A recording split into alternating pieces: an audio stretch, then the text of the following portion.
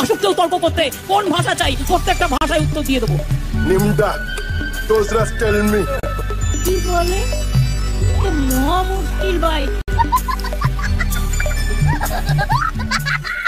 আপনার কাছে টাকা নেই, আপনি 1000 টাকা নিন, 1000 টাকা জোগাড় করে একটা কেটলি কিনুন আর কয়েকটা মাটির ভাঁড় নিন, সাথে কিছু বিস্কুট নিন।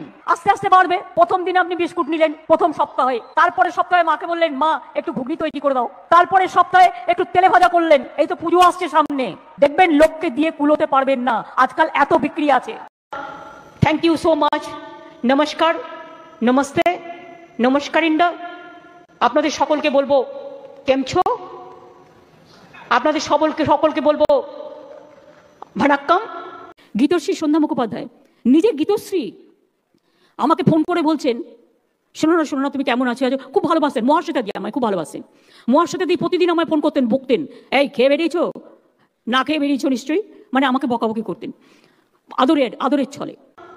নমস্কারম, সত শ্রী अकाल जी, সালাম আলাইকুম।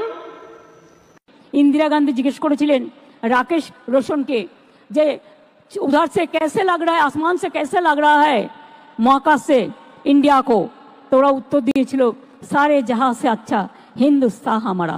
10 লক্ষ ছেলে মেয়েকে চাকরি দেওয়া কোনো ম্যাটারই নয়। 24,000 এডুকেটেড ছেলে মেয়ে তো এক্ষুনি চাকরি পেয়ে যায়, যেটা আমার ভ্যাকেন্সি আছে টিচার এক্ষুনি পেয়ে যায়।